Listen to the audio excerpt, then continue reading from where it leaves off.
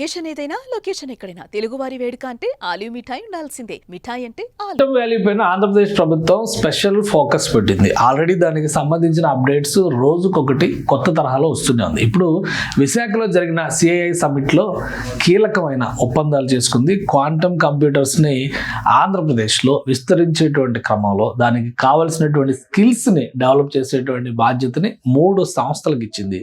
2 Indian companies, ఒకటి US based company. వీటికి సంబంధించినటువంటి ఒప్పందాలని తక్షణం అమల్లోకి తీసుకురావాలని చెప్పని ప్రభుత్వం నిర్ణయించింది. అందులో భాగంగానే ఆల్రెడీ కొన్నిటికి సంబంధించినటువంటి జీవోలను కూడా రిలీజ్ చేసింది.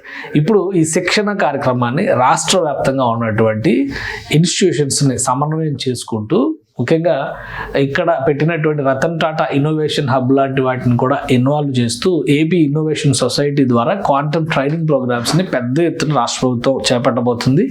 50,000 మంది విద్యార్థులకి దీనికి సంబంధించి ట్రైనింగ్ ఇచ్చేటువంటి బాధ్యతను తీసుకోబోతుంది.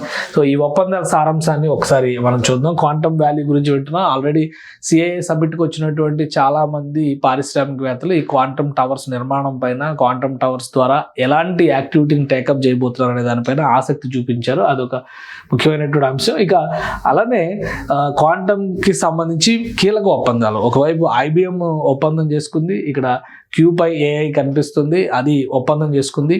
అలానే రీసెంట్గా జపనీస్ కంపెనీ మైక్రోసాఫ్ట్ ఇవన్నీ కూడా ఎంటర్ అవుతుంది. మొత్తం మీద ఒక 5-6 రకాల కంపెనీలు తమ క్వాంటమ్ వ్యవస్థల్ని అమరావతి క్వాంటమ్ వ్యాలీలో పెట్టేందుకు రెడీ అవుతున్నాయి. దీనికి కావాల్సినటువంటి వనరుల్ని రెడీ చేసేటువంటి, మానవ వనరులు తయారు చేసేటువంటి బాధ్యతని ఈ ఒప్పందాల ద్వారా రాష్ట్ర ప్రభుత్వం ఎగ్జిస్టెన్స్లోకి తీసుకొచ్చింది. ఇందులో ముఖ్యమైనటువంటి కంపెనీలు ఒకసారి మనం చూద్దాం. ఇది Wiser group. Wiser company US based company. ఇది క్వాంటమ్ వర్క్ ఫోర్స్ డెవలప్మెంట్లో కానీ ట్రైనింగ్లో కానీ ఈ సంస్థకి ప్రపంచవ్యాప్తంగా పేరుంది. అందుకనే ఈ సంస్థతో రాష్ట్ర ప్రభుత్వం ఒప్పందం చేసుకుంది. ఇది how V shape the future అని చెప్పిన క్వాంటమ్ రీసెర్చ్ ఏ విధంగా డెవలప్ కాబోతుంది, స్టెమ్ టెక్నాలజీ అంటే science and technology, electronics, meditech వాటికి సంబంధించినటువంటి ట్రైనింగ్స్లో ఈ సంస్థకి చాలా పేరు ప్రఖ్యాతులు ఉన్నాయి. అందుకని ఈ సంస్థతో రాష్ట్ర ప్రభుత్వం కొలాబరేషన్ని స్టార్ట్ చేసింది. దీంతోపాటు మన దేశంలో ముఖ్యమైనటువంటి అంటే 2 రకాలుగా టెక్నాలజీ ఒకవైపు, ఇంకోవైపు ఏమో ఇది ఫ్యూచర్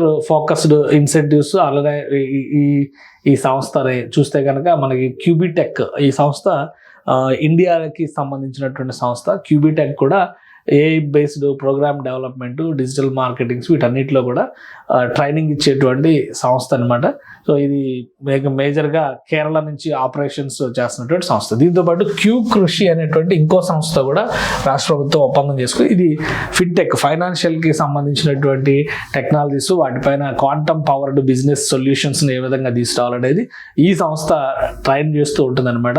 సో ఇది స్పెషల్ ట్రైనింగ్ మాడ్యూల్స్ కూడా ఉన్నాయి, ఇండస్ట్రీ టూర్స్ ఉంటాయి. అలానే క్వాంటమ్ ల్యాబొరేటరీస్లో విజిట్ చేయడంతో పాటు క్వాంటమ్ టెక్నాలజీని మన రెగ్యులర్ లైఫ్ స్టైల్లో ఏ విధంగా క్వాంటమ్ స్కిల్ ప్రోగ్రామ్స్ అని చెప్పారు. ఆల్రెడీ వీళ్ళు కొన్ని స్కిల్ డెవలప్మెంట్ కోర్సెస్ కూడా ఇంట్రడ్యూస్ చేస్తున్నారు. ఇప్పుడు ఒక రకంగా ఇండియాలో క్వాంటమ్ టెక్నాలజీలో పైనీర్స్గా ఉన్నటువంటి సంస్థలు. అందుకనే ఈ ట్రైనింగ్ బాధ్యతల్ని ఈ 3 సంస్థలకు అప్పగించాలని రాష్ట్ర ప్రభుత్వం డిసైడ్ చేసింది. ఒప్పందాలు కుదిరినాయి.